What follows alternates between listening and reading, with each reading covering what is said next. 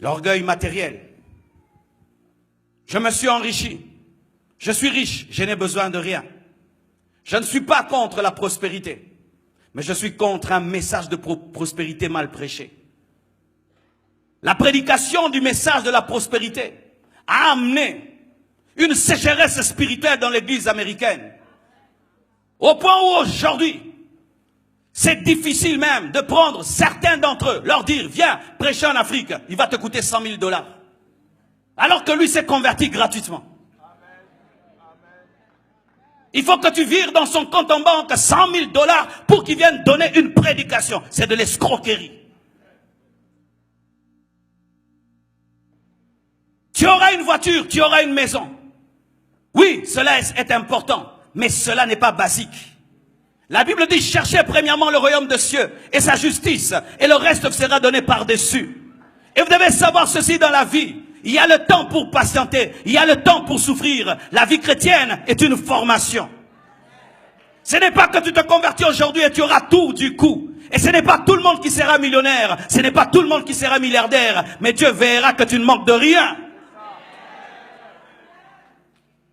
Si chaque fois nous devons prêcher maison, voiture, nous sommes des idolâtres, nous sommes des matérialistes. Et ainsi, nous jugeons la spiritualité des gens à l'église en fonction de ce qu'ils ont. Si tu es riche, donc tu es délivré, archi faux. Il y a des riches qui sont possédés, des riches qui sont possédés. Et si tu es pauvre, tu es maudit. Mes frères et sœurs, je vous dis, les apôtres n'étaient pas riches, mais c'était des hommes remplis du Saint-Esprit. On juge la grandeur d'un homme de Dieu en fonction de son compte en banque, en fonction de son jet, en fonction de sa veste, en fonction de sa cravate.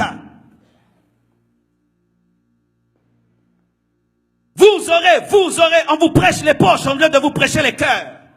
Alors que la Bible dit, je souhaite que tu prospères à tous égards, comme prospère l'état de ton âme. La prospérité doit commencer à l'intérieur, avant de se manifester à l'extérieur. Et la priorité de Dieu, ce n'est pas de remplir ton compte en banque, c'est de remplir ton cœur.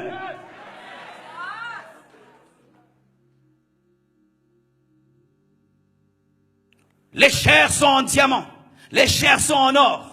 La moquette a coûté 100 000 $. Tout ça c'est bien, mais ce n'est pas ça l'essentiel, car aucun temple ne sera enlevé. Nous devons plus bâtir vos vies que bâtir des temples. Les temples sont importants pour nous protéger du froid, nous protéger de la pluie, mais ce n'est pas ça qui sera enlevé. Ce sont des hommes et des femmes remplis de l'esprit, convertis, changés, qui seront enlevés. Le message de la prospérité, mal prêché, prêché comme étant la chose prioritaire à enlever la soif de Dieu. Et ainsi un nouveau converti, il vient à peine de se convertir. Au lieu que vous lui donnez la soif de la parole, de la prière, tu commences à dire, tu dois avoir l'argent, tu dois avoir l'argent, tu dois te marier, tu dois voyager dans le monde entier, tu dois. Du coup, au lieu d'avoir la soif du lait, il a la soif du whisky.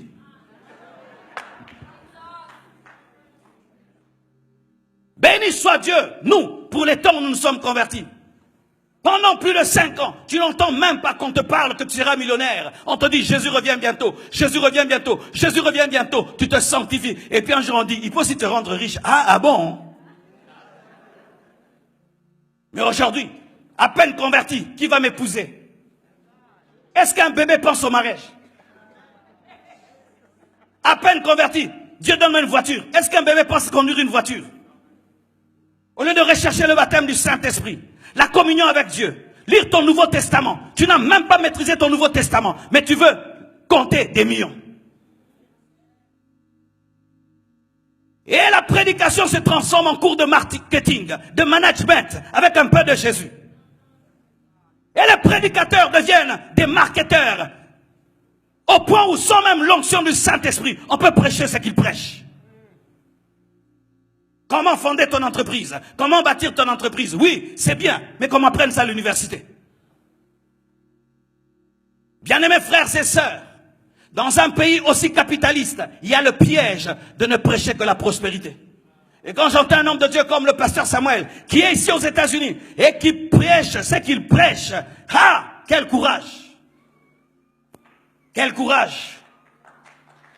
Quand on regarde votre nation, les buildings sont grands, les voitures sont grosses, tout est gros. tout est grand, tout est gros, les pizzas grands, tout est grand, tout est gros, gros, les verres grands, tout est gros, tout est grand, les voitures, les maisons, tout est grand, tout est gros, tout est grand. Et si tu peux pas avoir une petite voiture, si tu as une petite voiture, oh non, Dieu ne m'a pas béni, Dieu ne m'a pas béni, il faut aussi une grande voiture, une grande maison, une grande. Le matériel ne remplira jamais ton cœur. L'homme le plus heureux du monde n'est pas l'homme le plus riche du monde. Je répète, l'homme le plus heureux du monde n'est pas l'homme le plus riche du monde. Qu'on ne vous trompe pas. Si tu ne trouves pas le bonheur en Christ, l'argent ne te donnera pas le bonheur. Ce n'est pas que je suis contre la richesse. J'ai besoin d'argent pour être une source de bénédiction. J'ai besoin d'argent pour servir Dieu. Mais l'argent n'est pas mon maître. Je ne pense pas à l'argent le matin. Je pense à Jésus le matin. Mais aujourd'hui, les chrétiens pensent à l'argent dès le matin. Le matin, ils pensent à l'argent. Le soir, à l'argent. À la nuit, à l'argent. Ils rêvent même l'argent. Ils comptent l'argent en rêvant.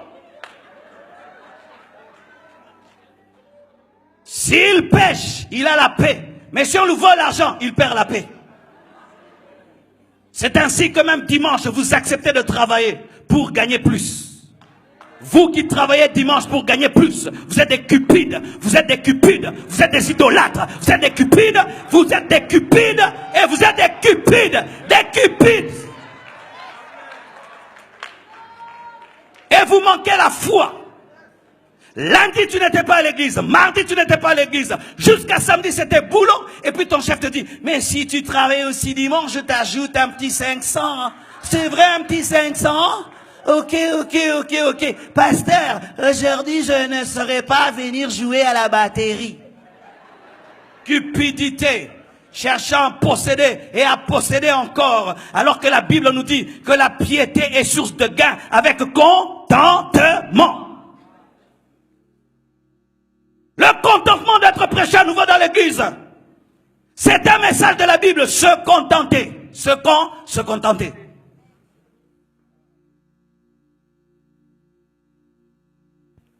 Tu viens à l'église et tu regardes combien j'aurai, combien je posséderai.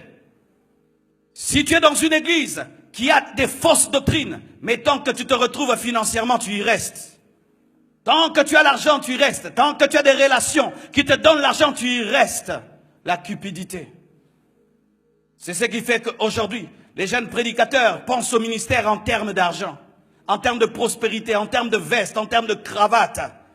J'aimerais devenir pasteur. Pourquoi? Ça permet de bien s'habiller. Ça permet d'avoir des belles maisons. Ça permet d'avoir ceci, d'avoir cela. Frères et sœurs, si tu sers Dieu pour la veste, deviens seulement un sapeur.